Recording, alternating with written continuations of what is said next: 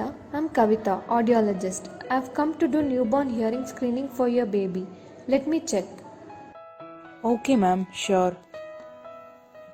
I checked your baby's hearing abilities and it is normal. Okay, ma'am, thank you. But I'm worried about the cleft in her upper lip and I'm not able to feed the baby. What do I do? Riya, come with me. I'll counsel you about this. Riya, don't worry. Your baby can be treated. I'll explain it to you. It is a cleft lip and palate. That is, a split or division in the lip and or palate. Why did my child get this problem? Early pregnancy time is very important, especially the first trimester. During this time, the different parts join to form the palate, lip, and the complete face.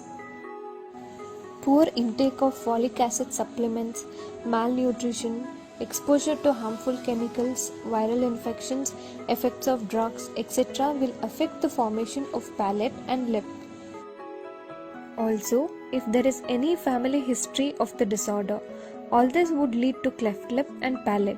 Sometimes it can be seen in late pregnancy or can co-occur without any reason.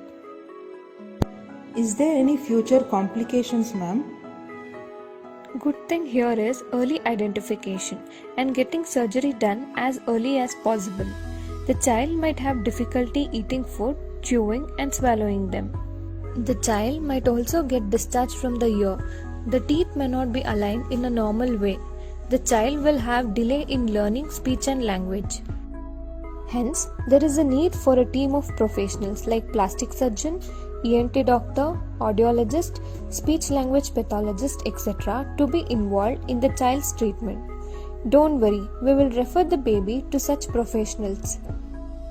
So how do I treat it, ma'am? The child needs to be treated at the earliest. The surgery is done in most of the hospitals free of cost for cleft lip and palate. Cleft lip within 6 months and cleft palate within 1 year.